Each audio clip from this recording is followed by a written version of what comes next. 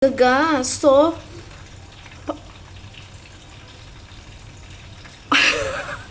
alam niyo ba kung bakit crunchy na crunchy ang aking lumpia?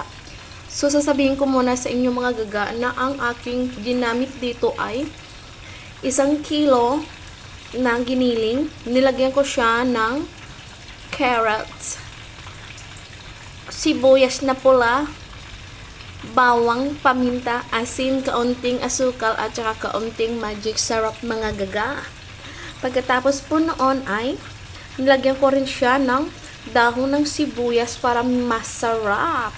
Yung carrots pala, para iwas sa oras, hindi kayo magaho sa oras, ay kinukuskus ko po siya sa pangkuskusan ng cheese.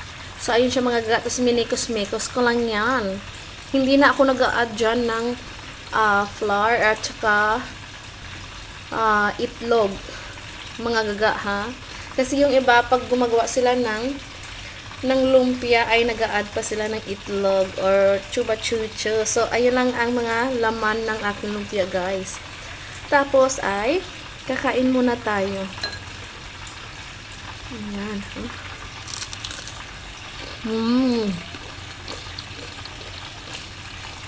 Ganyan kalutong ang aking lumpia. May sibuyas. May sausawan ako na sibuyas, sili, kalamansi at saka suka. May asukal na konti din. At saka asin.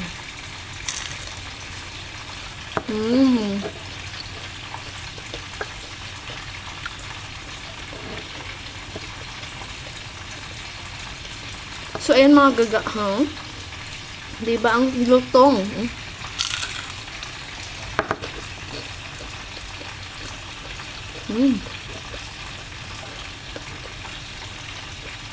So, ito pa mga gaga, oh.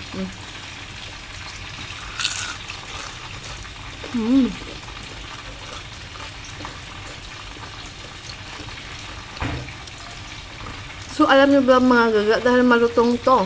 Dahil yung pangsara ko dito sa lumpia ko ay yung tinunaw ko na cornstarch sa tubig na konti lang. Tapos mga gaga, ang sekreto doon talaga para mag-crispy siya is ilagay nyo sa freezer tapos iprito nyo na frozen. Yun po siya. Pero mahina lang po ang apoy. So ayun lang mga gaga, huh? So ito pa siya, ha? Isa pa. So, ito pa mga gaga, oh.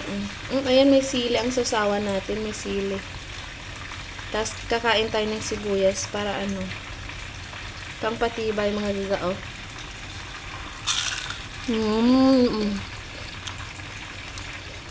Wala pong effects na edit yung mga gaga.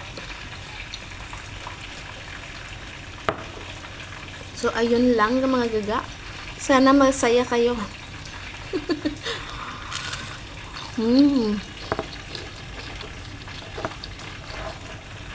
Bye!